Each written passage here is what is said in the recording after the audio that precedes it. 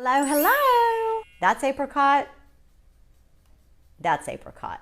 That is the beauty of chalk paint. You get to build on them and mesh colors together and create texture and depth, and it doesn't have to stay flat like this. Now, if you want this look, that's fine. I probably should seal this first. I'm not sure what's gonna happen, but we're gonna see. But I've got a roll of paper towels here because I'm not real sure what's gonna happen here. And I'm gonna try to put it like this so that I can catch some of the water fall out, because I really don't want a ton of water dripping down and covering up my butterfly or messing up my transfer. We did a bunch of color boards, and we are gonna kind of go off of that color board for this piece right here. So that color board back there starts off at the top with sandbar. It goes down into tea rose and down into apricot and then into chocolate. And then down at the very bottom, can you see the very bottom? There is a touch of rustic red. It kind of looks like a brick red, just a touch of red. The other three marks that you can see on there, that's black, white, and metallic gold. That's because I add black, white, and metallic gold to almost all my pieces. It's just part of my branding. Any colors that you see here, you can use my affiliate link, was in the description. You can click on that. It doesn't cost you anymore. And then I get a little bit of kickback. Thank you from Dixie Belle. I will love you forever. Thank you in advance. So this transfer here is called Monarch Grace. I've given a textured look to this piece that we're gonna embellish. But right now it's just very flat in color, but we're gonna make that better. This right here is a very, very thick band of texture, and I wanted this to butt right up against it, and that's what we've done. So I wanted the top half to look like it was as melting away into and to expose this bottom half. And this texture right here, it's a course that I teach. It's called Tattered Elegance.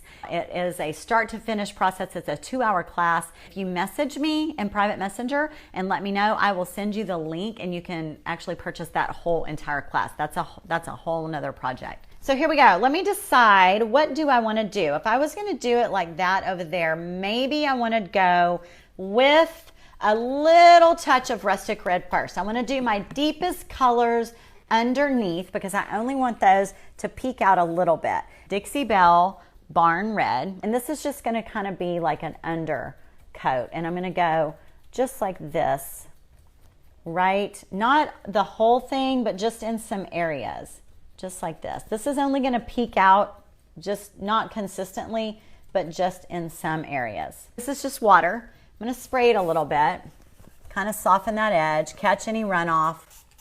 Just going to kind of soften the edge, or I could smear my paint. Got a little smear going on there, and that's okay. We'll just see what happens with, I'm just going to see what happens with the transfer. Let's just see.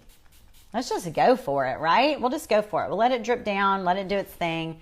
I don't want to drown it. So this is Chocolate by Dixie Belle. I love that color. So here we go. We're going to use a little chocolate. Like I said, I'm completely experimenting here, girls. Totally experimenting. Woo! I am liking it already. Liking it already. All right, so now I've opened tea rose. Tea rose and apricot are very similar in color. Let me show you. They're very, very, very, very similar. So I'm going to add some tea rose. I'm going to kind of go, I think I'm going to go above. Oh, love that. Love that blend. I'm going to take that up into the apricot a little bit. So this is going to be sort of like a color blend above it instead of just doing all one color. And I think I'm going to go ahead and open up the apricot and bring some of that down into the tea rose and kind of blend those up there. So you see, this is very, very artistic, you guys. This is a very artistic finish. It's very much like working with canvas. So now I'm getting my apricot. I keep the brushes separate so I can continue to pull back from them. I'm going to spray above it just a little bit. So now I'm going to bring my apricot down into my tea rose. Now I've got my tea rose, and I'm going to bring this up into here a little bit more. Spray it with a little bit more water and some more apricot again. And you just kind of want, I think I might even brush it in like that. Do some actual color blending like this. You have to kind of go back in and work that later. You have to keep your drawers in when you're working on a piece like this because You want the color to flow naturally. This is sandbar. So I'm gonna wet my brush a little bit with a little bit of water. And where do I want that? I think I'm gonna add some of that right here against that brown, chocolate brown. Spray it a little bit here. I think I'll go and add it right here. We're gonna make it look like that's what broke up the brown. We'll bring that down just like that. I really like the contrast of the brown.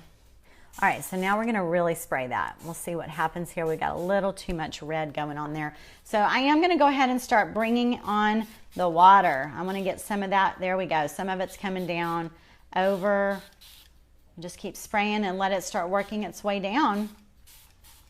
Just like that. The transfer is holding up amazingly well. I think I'm gonna use a little bit of the terracotta down on the bottom. Where do I wanna put this? Maybe let me just try it over here. I think I'm just gonna add it like right up in there. We'll see what happens. I'll spray that with some water. Yeah, I like that. Okay, let's try it over here as well. Put it up here, and then I'll introduce it down on the bottom as well. Ooh, that's pretty. See, the more colors, the better, right? The more you add. Isn't that nice? Let's just lighten it up. This is gonna spread the rustic red that's gathered down here on the bottom. It's gonna kind of spread it around and make the bottom get kind of a shadowed red look, which is totally good. I like that. Okay, so now you can see that I've added some red. I think I'm gonna go ahead and add a little bit of terracotta to my brush. I've just got like a dry brush here, putting some terracotta on. Now I'm probably gonna go back and highlight some of that with the Dixie dirt that I'm using. Ooh, that is gorgeous. I love that. This is making it look as if it started out really light, this color on the top. The colors kind of mixed together, very earth-like, come down over the transfer and then down onto the bottom where it's settling into a darker color. Just making it look kind of earthy. I really like it. I like it. These runs are staying. I'm gonna leave these like this. I like this a lot. But they don't have to. You could always you could blot them. You could blot them off if you wanted with a paper towel. But I like this look. You can kind of soften them if you want a little bit. Make them not as intense. But I like them. So I'm going with it. And the transfer is holding up. I will go back and do some whitewashing over it. I will go back and maybe do a little bit more color blending, and I'll also add some of this Dixie Dirt Earth. You can do it when your paint is wet. I like to do it on all of my corners, my edges.